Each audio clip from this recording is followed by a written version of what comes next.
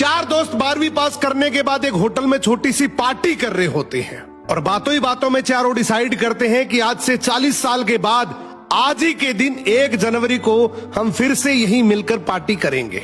और हाँ, जो सबसे आखिर में आएगा सबका बिल वही पे करेगा। होटल का वेटर भी ये सब देख रहा था। कहने लगा 40 साल बाद अगर मैं भी यहीं रहा तो आपकी ये पार्टी जरूर देखूंगा। ठीक 40 साल बाद पहला दोस्त होटल पहुंचता है तो देखता है वो होटल अब 5 स्टार बन चुका है। अब वहां पर सब कुछ बदल चुका है। तो एक शख्स उसे पहचान जाता है और कहता है सर बैठिए, मैं आपको पहचान गया, मैं वही वेटर हूं जो अब इस होटल का मालिक बन चुका हूं। वो कहता है क्या बात है। इतने में दूसरा दोस्त आ जाता है। दोनों की बातचीत शुरू होती है कि बिजनेस ग्रो कर गया, सब कुछ अच्छा चल रहा है। दोनों अपनी अपनी बातें शेयर कर ही रहे होते हैं कि तीसरा दोस्त भी पहुंच जाता है, लेकिन चौथा दोस्त अब भी नहीं आया। तो जो सेठ होता है वो कहता है आप ऑर्डर कीजिए, मेन्यू में खाना वगैरह सेलेक्ट कीजिए, इतने में आपका दोस्त भी आ जाएगा। अब खाना भी लग गया। वेट करते करते काफी देर हो गई। उदास मन से ये तीनों दोस्त डिनर शुरू कर देते हैं। तीनों ने डिनर कर भी लिया, लेकिन चौथा दोस्त अब भी नहीं आया।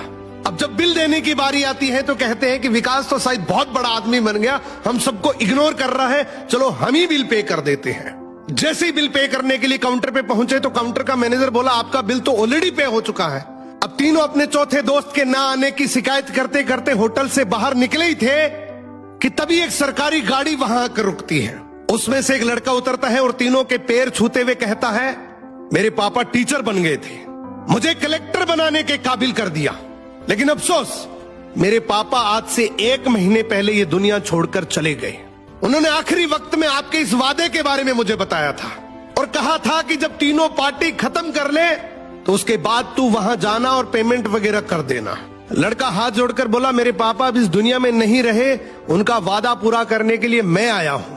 अब ये तीनों नम आंखों से रियलाइज करते हैं कि हम 40 साल बाद ही क्यों मिले, 40 दिन बाद क्यों नहीं मिले। स्वप्नों से हमेशा मिलते रहिए, इससे पहले कि कोई आपका अपना ये दुनिया छोड़कर चला जाए, क्योंकि आदमी सिर्फ एक पानी का बुलबुला है। अब ये रील टेक करो ऐसे दोस्त को जिससे आप काफी टाइम से नहीं मिले और अब उससे मिलना चाहते हो।